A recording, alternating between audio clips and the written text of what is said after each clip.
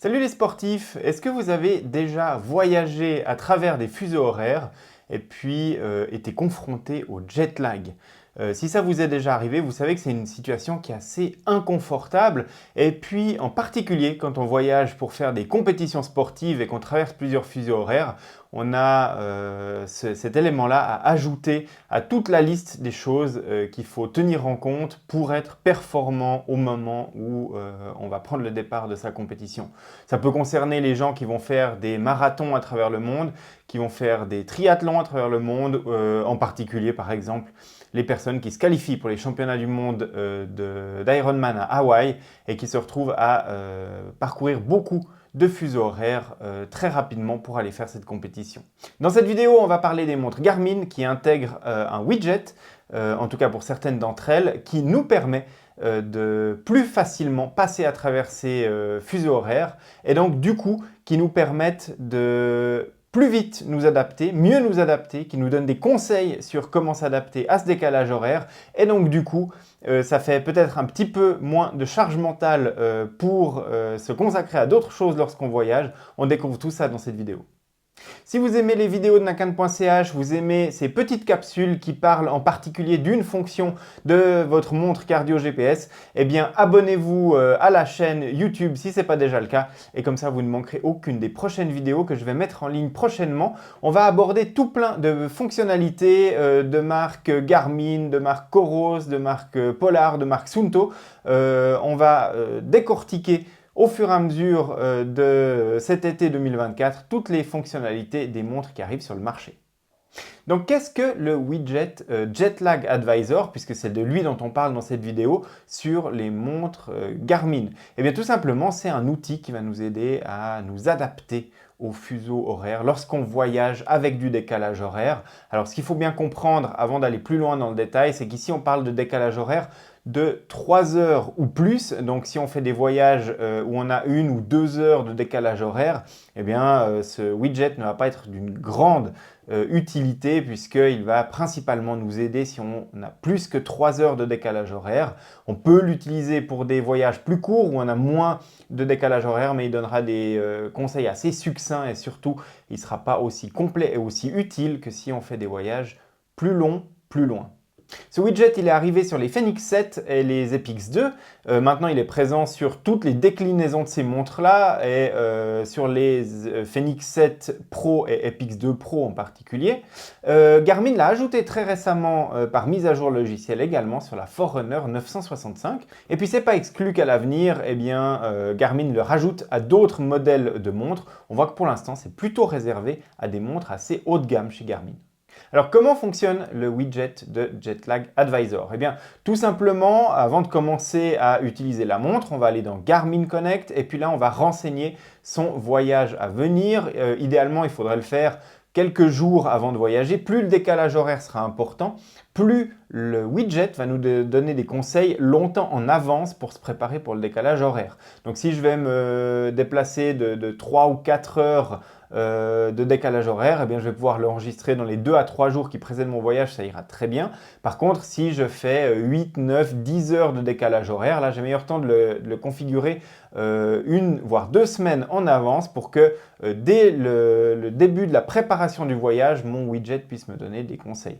Donc je vais aller dans la planification de Garmin Connect et là je vais rentrer un nouveau voyage. Je vais mettre mon lieu de départ, mon heure de départ, mon lieu d'arrivée et mon heure d'arrivée et puis ensuite lui va tout calculer et il va synchroniser ça sur la montre. Et puis ensuite, eh bien, je vais m'assurer que le widget Jet Lag Advisor est bien présent dans les widgets affichés sur la montre. Et quand je vais aller dans ce widget, je vais voir maintenant que j'ai un voyage qui est configuré dans le widget. Et puis surtout, je vais pouvoir aller dans le détail de ce widget et configurer les conseils que je veux recevoir de sa part avant, pendant et après le voyage pour m'adapter au décalage horaire parce que bien évidemment, il va nous aider dans le décalage horaire lorsqu'on va à notre destination, mais également lorsqu'on revient à la maison et qu'on a ce même décalage horaire mais dans l'autre sens. Le widget va également nous aider à ce moment-là. Donc du coup, je vais pouvoir choisir plusieurs éléments sur lesquels le widget va pouvoir m'aider et m'adapter au niveau de mes habitudes et de mes actions au fur et à mesure de la journée. Le premier, c'est l'exposition à la lumière, parce qu'on sait que lorsqu'on subit du décalage horaire, l'objectif, c'est de, le plus rapidement possible, resynchroniser notre horloge biologique avec l'horloge réelle du lieu où on se trouve. Et là, on a un décalage qui peut être de plusieurs heures, et l'objectif, c'est de resynchroniser plus vite. Et notre horloge biologique, le meilleur moyen de la synchroniser, c'est de l'exposer à la lumière au moment où c'est opportun. Et donc du coup, ce widget, il va nous aider à faire ça. Et la montre va automatiquement nous donner des conseils. C'est un bon moment pour s'exposer à la lumière, donc pour faire comprendre à mon horloge biologique que c'est la journée, qu'aujourd'hui c'est le moment de faire des activités. Et au contraire, de se prémunir de s'exposer à la lumière, par exemple pendant la préparation du voyage, pendant le voyage ou au début lorsqu'on est arrivé sur place, pour faire comprendre à notre horloge interne, notre horloge biologique, que maintenant c'est la nuit et donc du coup c'est plutôt le moment de commencer à diffuser des hormones de sommeil et pas d'être hyperactif à ce moment-là. Un deuxième élément qui permet de synchroniser plus rapidement notre horloge biologique, surtout lorsqu'on a l'habitude de manger des repas à des heures fixes, c'est justement ces repas. On va les synchroniser avec les heures à l'endroit où on se trouve, ou en préparation du voyage, à commencer à les préparer pour qu'ils soient synchronisés avec l'horloge réelle de là où on se trouve. Et donc du coup, ça va aider notre horloge biologique à se synchroniser également. En complément de tout ça, on peut aussi activer le fait d'avoir des notifications quand est-ce que c'est bien de faire des activités un peu physiques, de marcher, d'être actif, d'éventuellement faire un petit entraînement sportif ou des moments où il faut vraiment être calme. Aussi pour synchroniser l'horloge biologique avec l'horloge du lieu où on se trouve. Bien évidemment qu'une des parties essentielles dans la synchronisation avec la zone horaire dans laquelle on se trouve, c'est les horaires de sommeil. Et là aussi, on va avoir des conseils de la part de notre widget, de savoir quand aller se coucher, éventuellement quand est-ce qu'il faudrait se lever, et puis éventuellement quand est-ce que c'est le meilleur moment lorsqu'on est fatigué en plein milieu de la journée pour faire une sieste, et quand c'est plus le moment de faire cette sieste, parce que du coup, on aura du mal à trouver le sommeil au début de la nuit. On peut également, dans le widget, activer les notifications pour boire des boissons caféinées.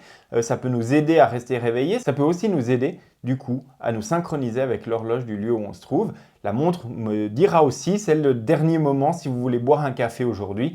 Et puis ensuite, il faudra s'abstenir pour bien dormir cette nuit qui arrive. Enfin, on a un dernier élément qu'on peut activer dans le widget, c'est la prise de mélatonine. Garmin ne l'active pas par défaut et puis lorsqu'on l'active, on a un petit message « Attention, la mélatonine devrait être prescrite par votre médecin ». Tout simplement en prenant de la mélatonine en complément alimentaire. Je sais que dans certains pays, c'est très facile d'accès dans les pharmacies, dans d'autres, c'est un petit peu plus compliqué. Si vous prenez de la mélatonine pour le décalage horaire, vous pouvez activer cette fonction dans votre widget Jetlag Advisor et puis lui vous dira quand c'est le moment opportun d'en prendre pour mieux vous adapter à l'horaire local.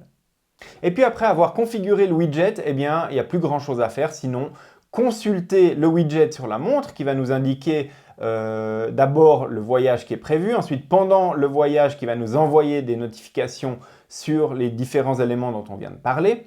Et puis, on peut suivre une ligne de temps dans notre widget qu'on peut déplacer par exemple ici avec un écran tactile pour voir dans les heures à venir, est-ce que je dois m'exposer à la lumière, est-ce que je dois dormir, est-ce que je dois rester actif, est-ce que je peux à un moment prendre un café et tout ça pour mieux s'adapter au décalage horaire.